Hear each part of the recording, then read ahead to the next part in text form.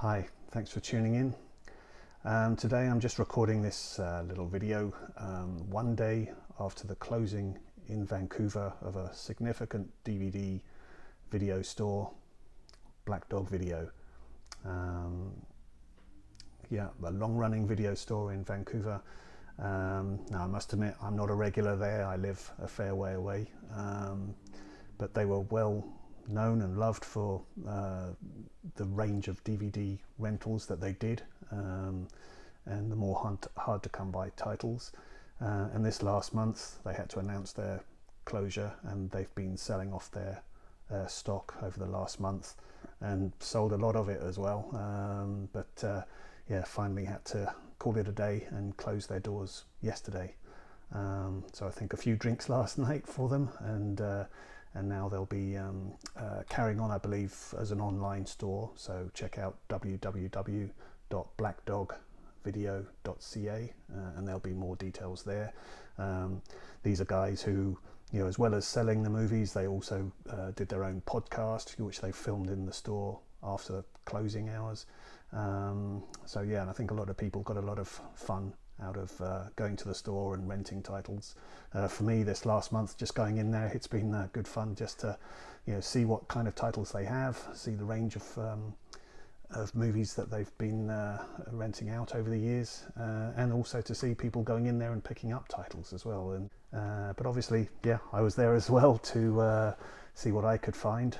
So I just thought I'd do this video just to run through a fair few titles that I managed to pick up. So yeah, I'll try and run through these fairly quickly, but hopefully there'll be things here of interest.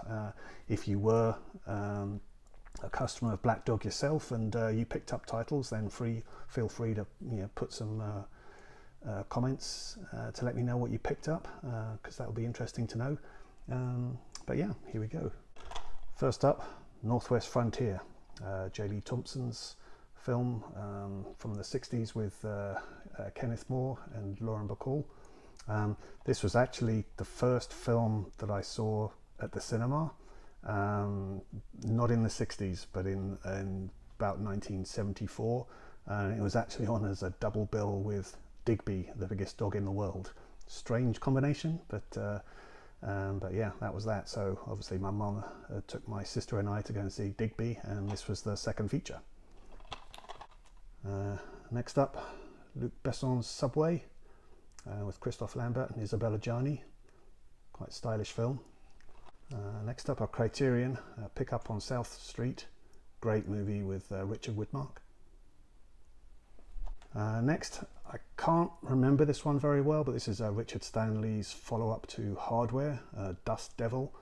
And this DVD's actually got a few different versions of the film on there, as well as some documentaries that he made. Richard Stanley is a director who's kind of gone in and out of favour, I guess, over the last couple of decades, but recently came back with Colour Out of Space, which was the H.P. Lovecraft adaptation with Nicolas Cage. Road Games with Stacy Keach and yeah, Jamie Lee Curtis. One I did see years ago, but I don't remember it very well, so I'll be interested to see how this is. I'm going to slip cover.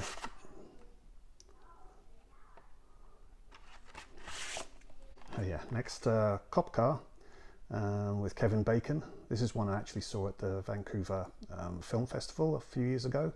Enjoyed it a lot, it was good fun. Next, No Blade of Grass. This is quite a weird one, but it's directed by Cornel Wilde, who did, he also directed, although he's a, you know, well-known actor, but he also directed The Naked Prey, which I love, and Beach Red, which is also really good. This is definitely his strangest film. It has got some terrible acting in it, but it's also just fascinating. So yeah, I'm quite glad to pick that one up. Next is Robert Duvall in Badge 373. So this is in a way a bit related to The French Connection with this guy here. This is the real life Eddie Egan, who was a cop who, you know, wrote about his police work, and those became sort of the influences and inspirations for movies like The French Connection and yeah, and Badge 373. So he's not playing the main character here, obviously that's Robert Duvall, but has got a guest role there. Next up, The Salvation, Mads Mikkelsen.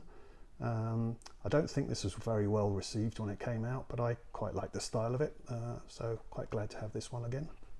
Next, Ford versus Ferrari. Great movie. Really love the racing action in this one, and the performances from Christian Bale and Matt Damon, just superb. Really good film. Next, Kansas City Confidential.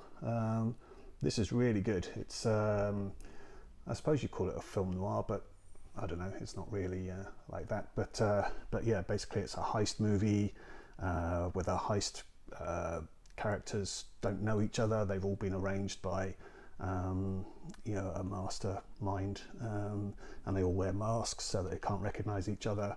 But the film is about an ex-con who gets falsely arrested because he's thought to have been one of the criminals. The police let him go when they realise he isn't, and he then wants to track down the guys that were behind it. Apparently it's a bit of an inspiration for Quentin Tarantino's Reservoir Dogs, but don't compare the two films, they're completely different. But yeah, this is a good one. Yeah, next, Embrace of the Serpent. This is an Amazon kind of adventure film. This one came out in 2016. I wanted to see it, but just didn't, so I've yet to see this, but one I really want to see. Filmed in black and white. From the trailers I've seen, the cinematography looks stunning. Next up, Tarantulas, The Deadly Cargo. Now I vaguely remember this one from childhood.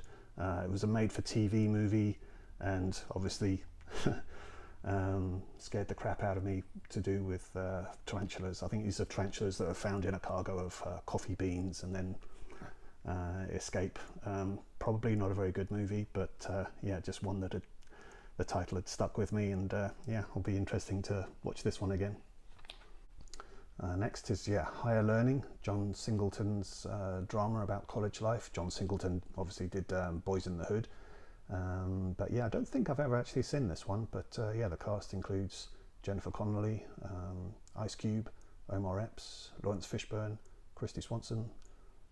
So yeah, looking forward to checking this one out. Next, Werner Herzog with Klaus Kinski doing Cobra Verde. I have seen this one. I think it's the lesser of the main three that he did with Kinski. Fitzcarraldo and Aguirre, Wrath of God being the other two. But this is still a great movie. So yeah, glad to have this one. Next up is Winter Sleep. This is a 2014 film, Palme d'Or winner, Turkish film. Really good movie, quite surprisingly so. Yeah, I think it's about 3 hours long or something like that, but it's and very, very talky. And it's all set in this village, but yeah, beautiful, amazing, fascinating locations in Turkey. But yeah, lots of rivalries and jealousies and power struggle kind of drama, but it's a really good one. Yeah, so I'm quite glad to have this. Next up is Lola. This is written and directed by Michael Crichton. So probably Coma is the film that people think about more when they think of Michael Crichton's directing, but yeah, this one I do remember having seen this before, but I don't remember it very well. But yeah, Albert Finney, James Coburn, yeah, Lola. Next up, Albert Finney again, actually, in Wolfen. This is set in New York. A wolf prowling around, but I can't remember if there is actually a wolf or if it's a metaphor kind of thing. But yeah, I remember lots of low angle cinematography, prowling the streets. So yeah, be interesting to see this one again. That's right, yeah, based on a novel by Whitley Strieber, and Gregory Hines is in this as well. Yeah. Next up is John Milius's Big Wednesday, sort of post-Vietnam movie about sort of slackers, I guess. But yeah, Gary Busey, William Catt, Jan Michael Vincent. Yeah, a long time since I've seen this, so yeah, glad to have this one. Next, I was glad to find this, Small Axe, which is Steve McQueen's set of 5 films Now this is, I mean, it is streaming at the moment on Amazon, but I just don't know how long it'll stay there. It's kind of, I don't know, it felt to me like when this came out, it was just not really celebrated as much as it should have been. I mean, these are all fantastic dramas, but I think it was kind of, because it was 5 films, people weren't quite sure how to categorize it. So like when it came to award seasons, it was like, well, are these films or is this TV? And then it kind of seemed to have lost out in both, really. But yeah, some superb dramas here. You know, 70s Black Britain. Yeah, great stuff. Next, The Old Man and the Gun, Robert Redford's final screen performance. But yeah, really beautiful film this. His rapport with Sissy Spacek is really excellent in this. Yeah, really enjoyed it. Bit slow for some maybe, but yeah, I really liked it. Yeah, next I've got a few Kino Lorber titles. So this one's The Day of the Dolphin, George C. Scott. Again, one I saw a long time ago. It's about sort of training dolphins, which all sounds very cute, but there's a sinister aspect to it where they're wanting to actually strap some explosive devices onto the dolphins and send them off to blow up the president's yacht. So yeah, be interesting to see this one again. Again, a long time since I've seen it. Next up is Buried Alive, which I haven't seen. This is a made-for-TV film, but it's directed by Frank Darabont, who did The Shawshank Redemption, and it's got Jennifer Jason Leigh in it,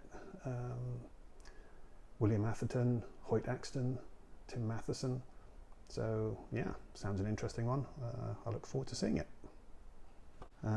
Next up, again, one which I haven't seen for a very long time, The Black Marble, which was adapted from a Joseph Wambaugh novel. There was this and The Onion Field. Those were both Joseph Wambaugh adaptations. And I think I probably remember The Onion Field a bit better than I do The Black Marble. But yeah, looking forward to seeing this one again. Yeah, who's in this? Robert Foxworth, Paula Prentice, Harry Dean Stanton. And it says special appearances by Christopher Lloyd, Michael Dudikoff and James Woods. So there you go. Next, Rolling Vengeance. Haven't seen this one, but I couldn't resist. Looks good. Next is a double bill of Alain Delon, The Gang and 3 Men to Kill. I'm pretty sure 3 Men to Kill is one that I saw again when I was young. I'm not so sure about The Gang, but yeah, Alain Delon's always good fun to watch. So yeah, glad to have this one. Next, love this movie, Victoria. Yeah, heist movie that's best known for all being filmed in one continuous take. It's an over 2-hour film, and quite how they managed it, it's just astonishing. Yeah, one take films can be a bit dull, but this one manages to be, you know, really exciting. So yeah, I'm glad I got this.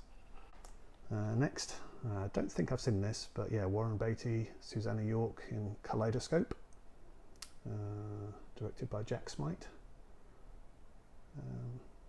Yeah, don't know it very well, but a Warner Archive title, so yeah, want to check that one out. Next up, I was very glad to pick this up, Christo and Jean-Claude.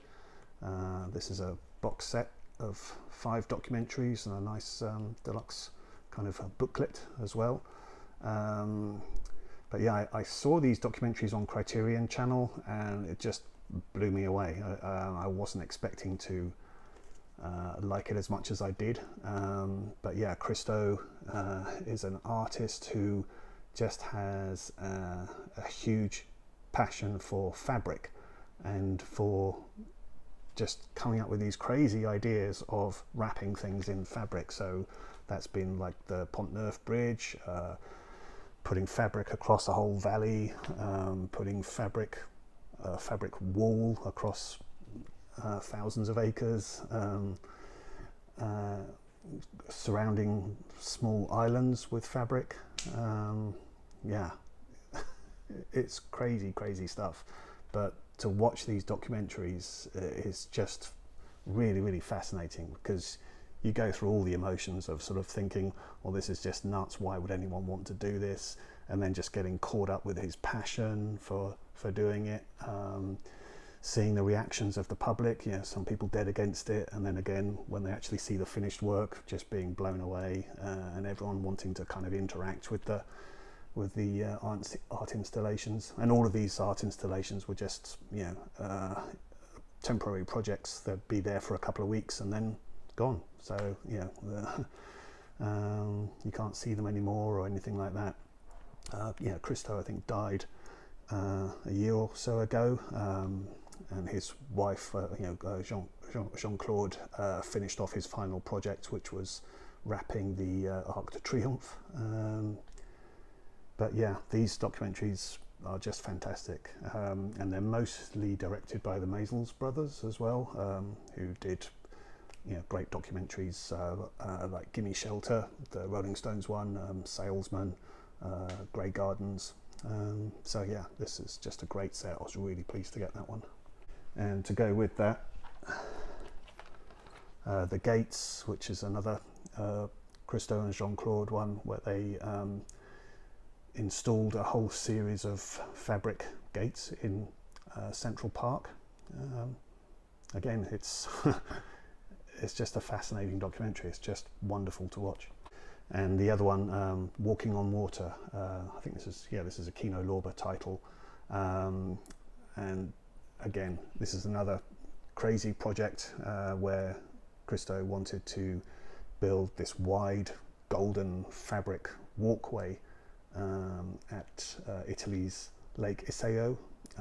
So there's a small island there, so this huge walkway extended from the mainland out to this island, and again, it's just a extraordinary feat that they undertook.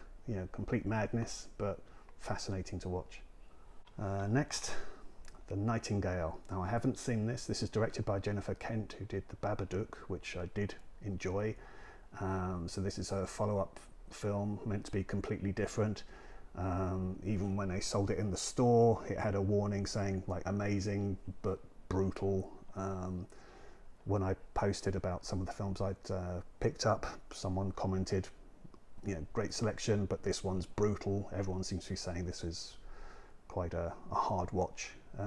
So I do want to see it, but yeah, I'm not quite sure what I'm letting myself in for with this one. But yeah, The Nightingale.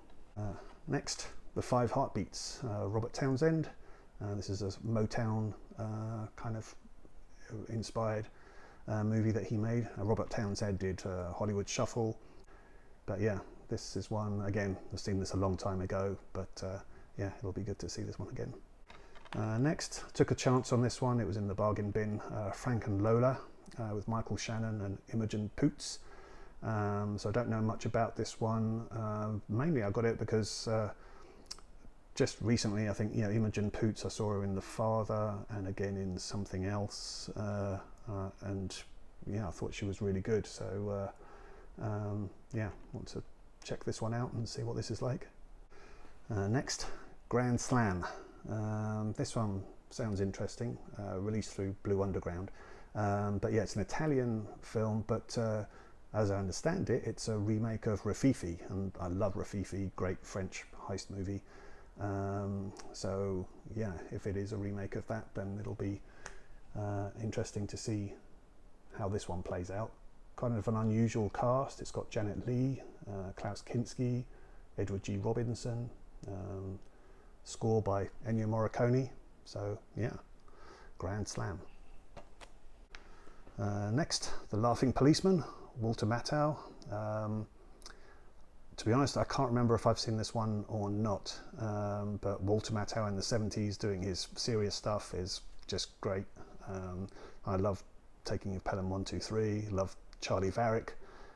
So yeah, The Laughing Policeman seems to me to be the other in that sort of trilogy of 70s serious kind of movies that he was making. So yeah, want to see this. Next, Girlhood. This is Celine Sciamma, who did Portrait of a Lady on Fire, which I think is just one of the most beautiful looking films I've seen. It's incredible. But she also did Tomboy, Water Lilies, and yeah, girlhood. Saw this one probably a year or so ago, and again, just really strong film, beautifully shot, a sort of coming of age movie about this black girl in Paris. But yeah, really good film. Next, Steven Spielberg's The Post, one I saw at the cinema and I haven't seen since, so yeah, it'll be good to catch this one again. Meryl Streep in there as well.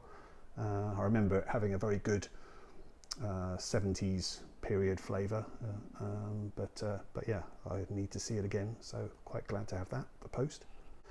Yeah, next up, again, one I saw at the cinema, The Beguiled, Sofia Coppola's interpretation of this. So I'd seen the Clint Eastwood one back in the 70s. Her version of this is a lot different. It's a much more moody, stylized kind of piece, but and I remember I wasn't quite sure what to make of it at the time, and I haven't seen it since the cinema, so yeah, it'll be good to check it out again. I mean, great cast. You got Colin Farrell, Nicole Kidman, Kirsten Dunst, Elle Fanning.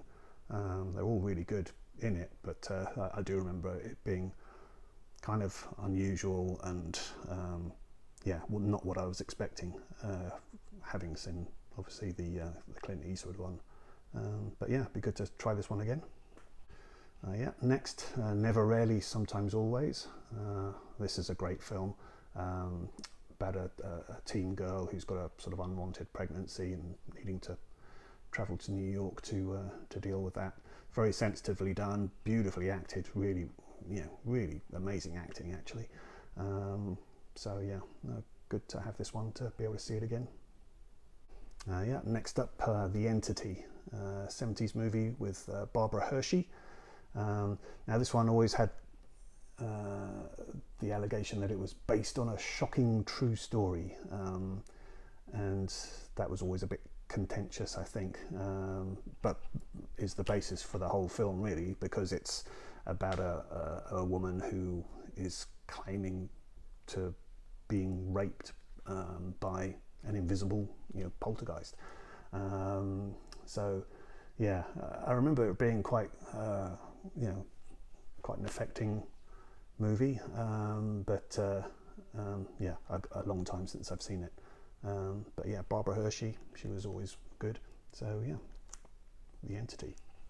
Next up, this is actually a title I see quite commonly, but usually in the thrift stores, all the discs for some reason are always scratched. But so yeah, I'm glad to finally have a copy of this. Shine, great movie, superb performance from Geoffrey Rush. Yeah, Shine.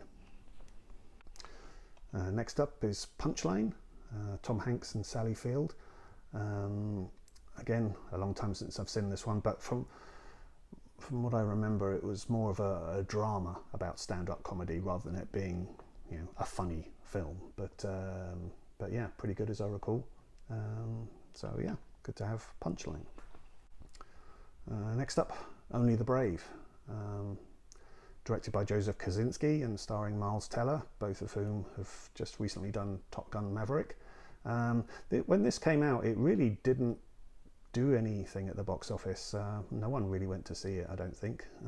But really excellent film, based on a true story about firefighters being caught in a huge forest fire and trying to save the nearby town, but also putting themselves in great danger.